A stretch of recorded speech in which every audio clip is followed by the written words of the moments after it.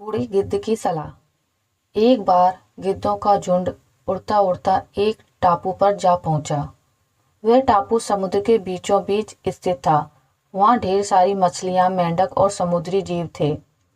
इस प्रकार गिद्धों को वहां खाने पीने को कोई कमी नहीं थी। सबसे अच्छी बात ये थी कि वहां गिद्धों का शिकार करने वाला कोई जंगली जानवर नहीं था। गिद्ध वहां बहुत खुश थे। इतना आराम का जीवन उन्होंने पहले कभी देखा नहीं था। उस झुंड में अधिकांश गिद्ध युवा थे।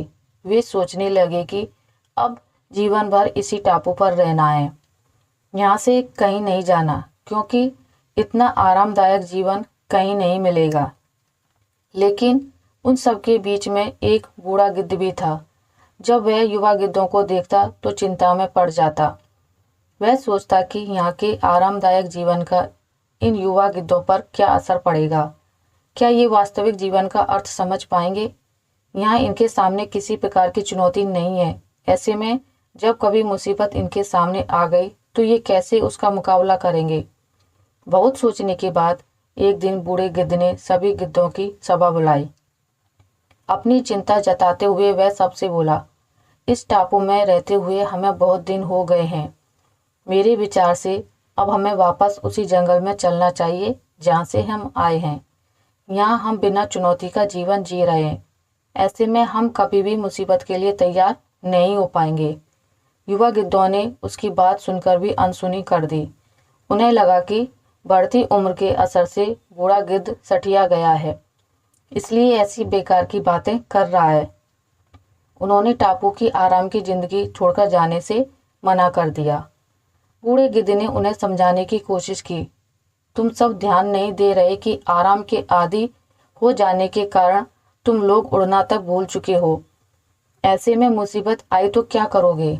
मेरी बात मानो, मेरे साथ चलो। लेकिन किसी ने बूढ़े गिद्ध की बात नहीं मानी। बूढ़ा गिद्ध अकेला ही वहां से चला गया। कुछ महीने बीत जाने के बाद एक दिन बूढ़े गिद्ध ने टापू पर गए गिद्धों की खोज खबर लेने की सोची और उड़ता उड़ता उस टापू पर पहुंचा। टापू पर जाकर उसने देखा कि वहां का नज़ारा बदला हुआ है। जहां देखो वहां गिद्धों की लाशें पड़ी थी। कई गिद्ध लहूलुहान और घायल पड़े थे। हैरान बूढ़े गिद्ध ने एक घायल गिद्ध से पूछा, ये क्या हो गया? तुम लोगों की ये हालत कैसे हुई? घायल गिद्ध ने बताया, आपके जाने के बाद हम इस टापू पर बड़े मजे की जिंदगी जी रहे थे। लेकिन एक दिन एक जहाज यहाँ आया। उस जहाज से यहाँ चीते छोड़ दिए गए। शुरू में तो उन चीतों ने हमें कुछ नहीं किया, लेकिन कुछ दिनों बाद जब उन्हें आभास हुआ कि हम उड़ना भूल चुके हैं, हमारे पंजे और नाखून इतने कमजोर पड़ गए हैं कि हम तो किसी पर हमला भी नहीं कर सकते और न ही अपना बचाव कर सकते हैं, तो उन्होंने हमें एक एक कर मारकर खाना शुरू कर दिया।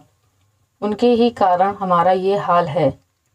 शायद आपकी बात न मानने का ये फल हमें मिला है। अक्सर कंफर्ट जोन में जाने के बाद उससे बाहर आ पाना मुश्किल होता है। ऐसे में चुनौतियां आने पर उसका सामना कर पाना आसान नहीं होता। इसलिए कभी भी कंफर्ट जोन में जाकर खुश ना हो जाएं। खुद को हमेशा चुनौती देते रहें और मुसीबत के लिए तैयार रहें। जब तक आप चुनौती का सामना करते रहेंगे, आगे बढ़ते रहेंगे। तो दोस्तों, आपको मेरी आज की वीडियो कैसी लगी मुझे कमेंट करके ज़रूर बताइएगा। अगर आपको ये वीडियो अच्छी लगी है तो इसे लाइक करें, ज़्यादा से ज़्यादा शेयर करें, और अगर आप मेरे चैनल पर नए हैं तो इसे सब्सक्राइब करना ना भूलें। मिलते हैं एक नई कहानी के साथ, तब तक के लिए नमस्कार।